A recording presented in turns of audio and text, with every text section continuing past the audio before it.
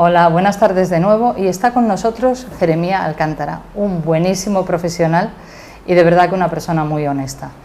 Bienvenido, gracias por venir, de verdad que es un honor tenerte aquí. Gracias, el placer es mío, Esther, y de verdad que desde que me dijiste, dime hora y fecha. No mientas, que costó que viniera porque es un hombre muy ocupado, igual que nuestro otro invitado, que también son gente muy ocupados. Cuéntanos un poco el tema de la visa oro. ¿Cómo se puede conseguir? ¿Qué es la visa oro y cómo se puede conseguir? Sí, efectivamente.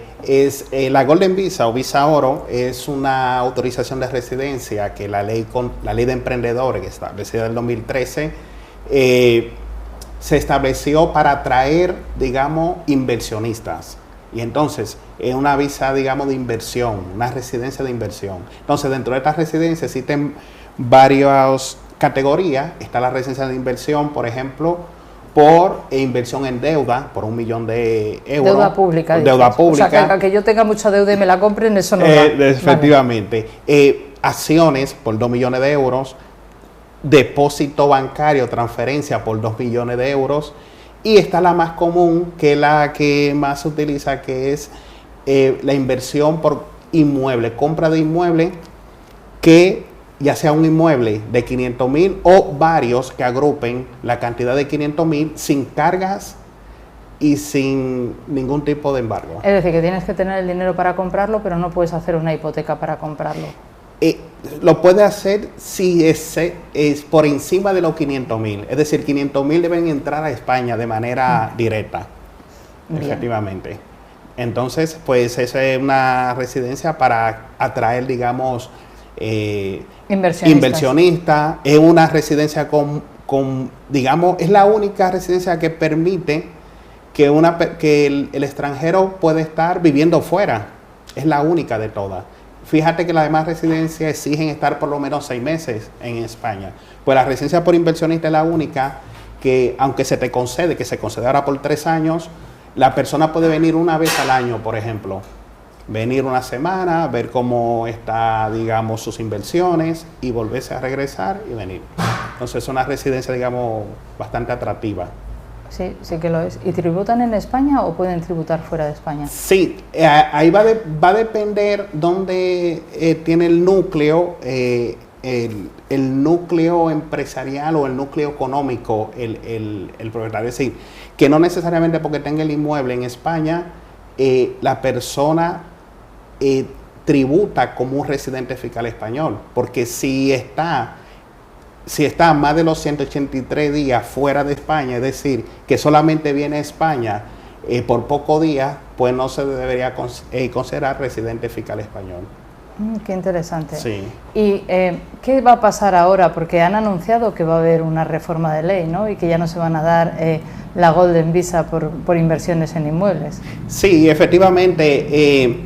Portugal el año pasado la suprimió. Entonces, a raíz de esto también han empezado sectores en España que propugnan porque se suprima la residencia de inversionista, la Golden Visa por inmueble. Y entonces, pues, dentro de los argumentos que se toman en cuenta es el tema de que ha encarecido el coste de la vivienda. Sin embargo, hemos visto que hay estudios de economistas y del sector inmobiliario que establecen que la cantidad de compra de inmuebles es mínimo. Es decir, que apenas afecta, según esos estudios de los economistas y personas vinculadas al sector inmobiliario. Entonces, de momento, desconocemos si finalmente se suprimirá, dado que es una ley que hay que reformarla, la ley 14/2013, y se requiere del consenso de los demás partidos. Sí, el Congreso que lo apruebe. Efectivamente, así es. Bueno, a mí es un tipo de inmigración que me parece muy bien, o sea, porque es alguien que invierte en España y que al fin y al cabo lo que tú dices, no encarece la vivienda, o sea, que esperemos que no la reformen y que la cosa siga por ahí, pero bueno. Y Así una es. vez que haces la inversión, que te dices que te dan la visa por 3 años, después, ¿cómo renuevas a los 3 años? ¿Tienes que volver a hacer otra inversión? ¿O? No, solo hay que acreditar que continúa manteniendo la inversión. Entonces, a los 3 años puedes renovar la residencia y se le concedería por 5 años siempre y cuando se cumplan las mismas condiciones. Es decir, que el extranjero continúe con la titularidad del inmueble o los inmuebles. Entonces, digamos que si continúa con la titularidad, está al día con los impuestos y todo esto, pues entonces puede renovar perfectamente y como decíamos antes, no se exige el requisito de estar los 6 meses de la residencia continuada para poderla renovar. O sea que es un dato muy interesante. ¿Y si es de deuda pública, por ejemplo, o cualquier otro tipo de inversión? ¿Qué pasa? Sí, ¿Tienes no. que mantener la deuda pública o volverla a comprar? Bueno, en ese caso, con que mantenga, digamos, el dinero o la inversión aquí en España, se le continúa renovando. Pero si ya compró y, digamos, compró y vendió, entonces ya no va a poder renovar la residencia por inversión. Vale. ¿Y ese tipo de residencias te permite trabajar? Sí, ¿Sí? es de las mejores residencias porque permite trabajar a ti por cuenta ajena, cuenta propia y a los familiares, esposa, los padres y los hijos, aunque sea mayor de edad, si están a cargo. Es decir, que con esta residencia puede venir acompañado o reagrupar a tu familiar más cercano, incluyendo los padres. O sea, que es muy interesante. Y luego, si quiere, digamos, aplicar a la nacionalidad española, pues entonces ahí sí se exige, no porque lo establezca la ley, sino la otra normativa, la del Ministerio de Justicia, de estar presente en España. Ahí sí que no puede salir si desea aplicar a la nacionalidad española. Ajá, perfecto. Ya que estás aquí te voy a atracar un poco. Cuéntanos un poco cómo contratar, cómo se puede hacer para conseguir una visa para personal especialmente cualificado. ¿Es más fácil? ¿Es más complicado? Sí. Bueno, esto es una residencia y un visado que también lo regula la misma ley, la ley de emprendedores del año 2013, y también fue con el mismo propósito, en este caso de atraer talento altamente cualificado que puedan aportar al mercado español. Y entonces aquí es la empresa quien digamos, a través ya de sus departamentos jurídicos, a través de un despacho de abogado externo, que tramita. Entonces funciona así que, por ejemplo, una empresa necesita un ingeniero electromecánico que está en Chile, en Canadá, Estados Unidos, y porque entiende que le puede servir para su empresa esos conocimientos, entonces tramita ante la administración española esa autorización de residencia. Igual se concede por 3 años y la persona viene a España igual. Y entonces tiene las mismas condiciones. Puede reagrupar a su esposa, pareja de hecho, padres o hijos. La única diferencia es que ya esta sí que exigen no estar más de 6 meses fuera de España, porque ya ahí se le aplican los requisitos de la temporalidad. ¿Y eso tiene que moverlo la empresa o puede...? Efectivamente. En principio, el mismo trabajador, a veces extranjero, está afuera. Conozco de muchos casos de personas, médicos, especialistas, por ejemplo, que se aplica también, que ellos mismos contactan con empresas, con sus hospitales aquí a España, ven su currículum, le hacen una entrevista y entonces proceden a contratarle.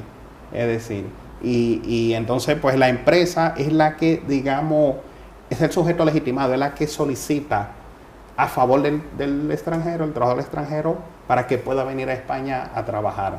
Entonces esa es para atraer talento altamente cualificado.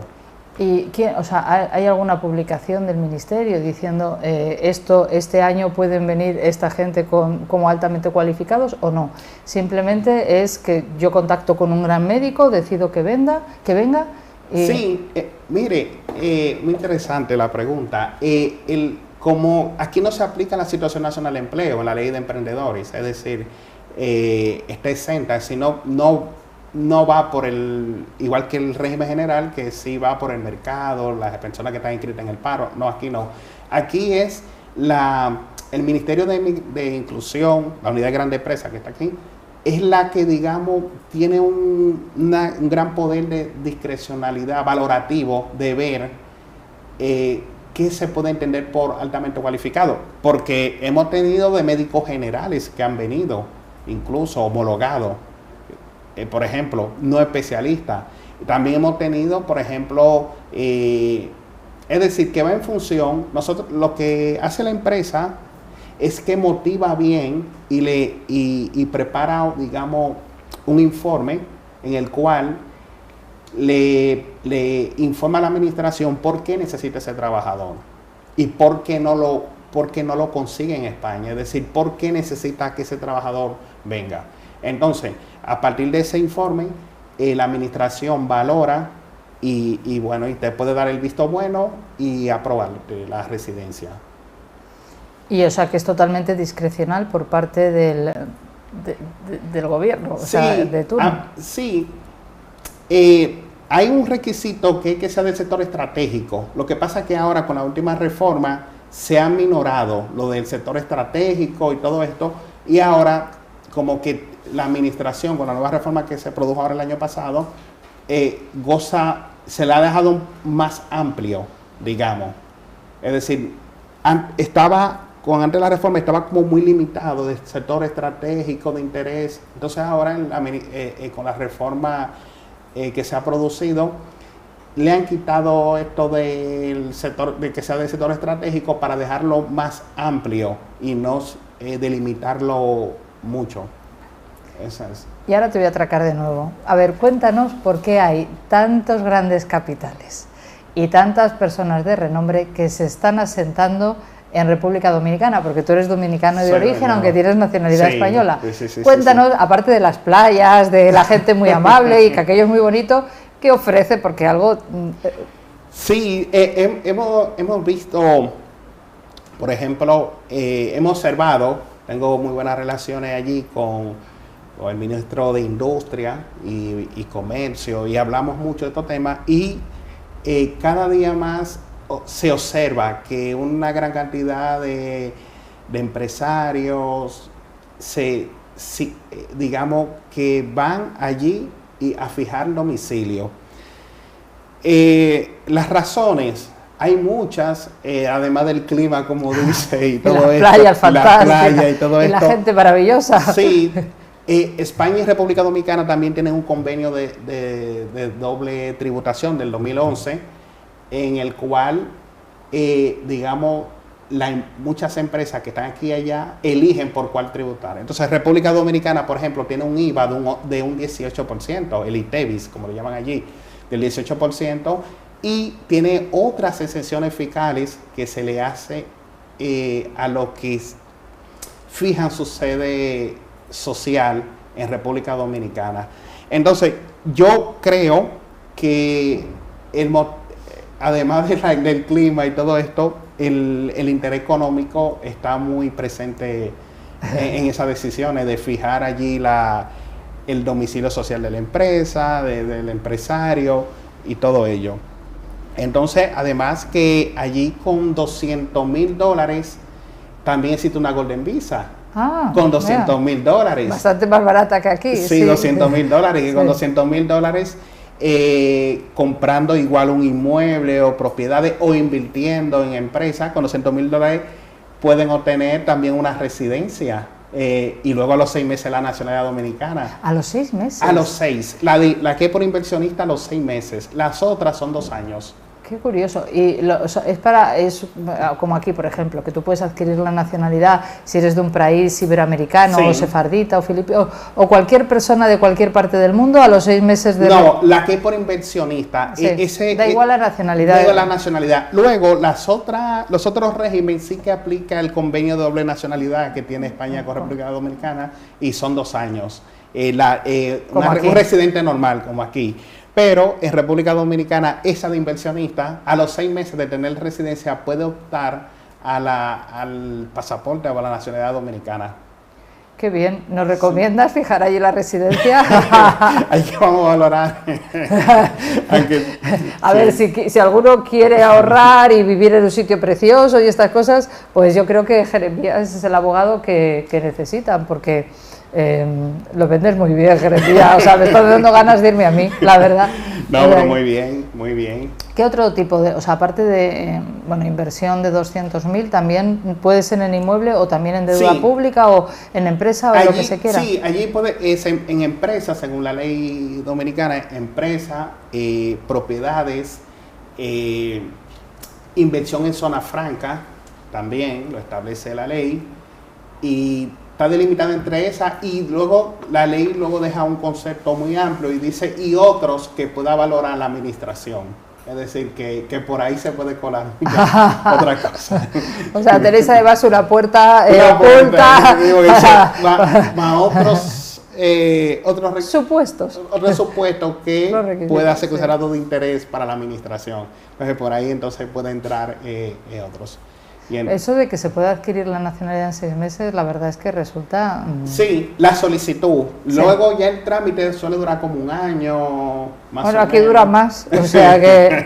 Porque ahora mismo es súper complicado, por ejemplo, en temas de residencia, que te citen de policía para poner la huella. Y sí. ¿Qué está pasando? Sí, está bastante difícil. El tema de nosotros lo vemos en el día a día. Hay un problema... puesto, digamos, las quejas también y bueno, he ido a comisaría y me dicen, bueno, es que eso no lo manejamos nosotros, el tema de las citas, pero sí que están cada día difícil.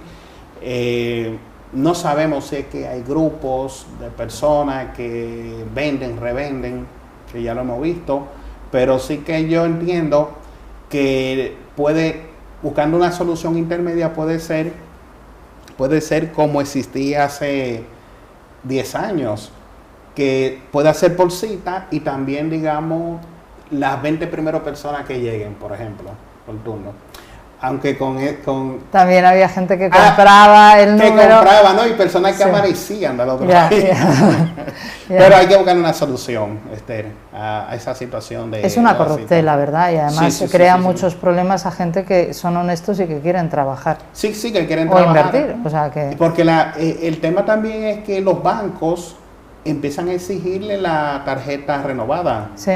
Y le bloquean la cuenta bancaria y las empresas le ponen pegue. Y por más que se le diga que están en el proceso de obtención de la cita o de la renovación, las empresas o los bancos son bastante exigentes. Entonces creo que es una parte que debe por la administración ser trabajada.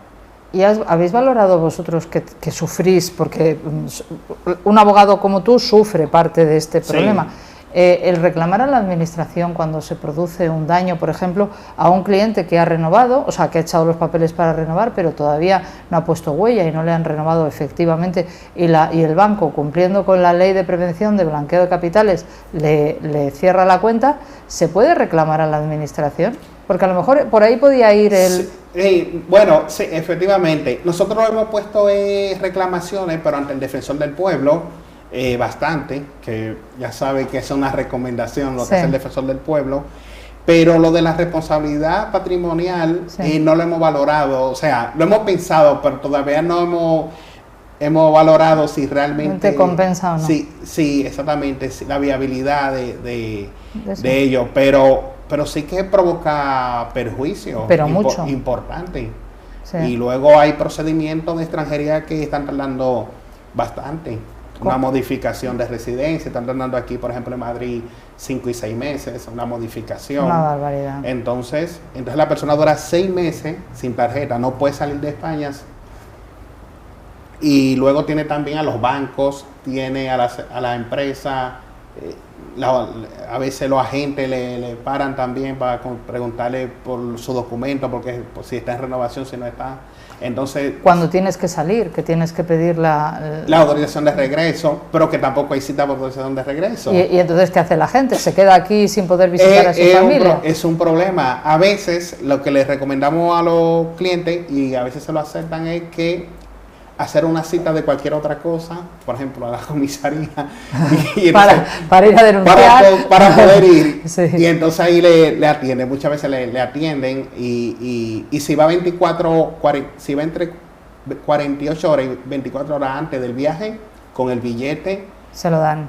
Se lo dan. Tenía un tiempo suspendido eso, pero ahora han vuelto otra vez, dado el tema de la cita, han vuelto otra vez a permitir lo de la autorización de regreso entre 48 horas y 24 horas antes con el billete comprado. O sea que, pues esperemos que se resuelva por el bien de las personas y por también el bien vuestro, porque es para que te pongas de los nervios con estas historias. Sí, efectivamente, sí, porque nosotros, los abogados, a veces también tenemos que hacer de psicólogos, los que también, digamos que la persona no entiende por qué ocurre eso. Y genera un estrés. Y genera un estrés, y no entiende por qué eso es así, porque no es lógico. No es normal. O sea, Sí. tenemos que explicárselo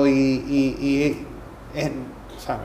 Entonces, lo que sí nosotros hemos valorado es, por ejemplo, una vez interpusimos una demanda por la inactividad de la administración. Es verdad que luego no la resolvieron y no llegó a más, pero es una forma de presión. De presionar, Sí. Efectivamente. Una forma de presionar que a lo que el juzgado les requiere, ellos ven el requerimiento del juzgado y puedan hacer que bueno, le den prioridad al asunto. De verdad que muchas gracias. Es muy interesante todo lo que cuentas y yo les recomiendo que si de verdad necesitan un buen abogado en estos temas, cuenten con Jeremías porque es el mejor que yo conozco.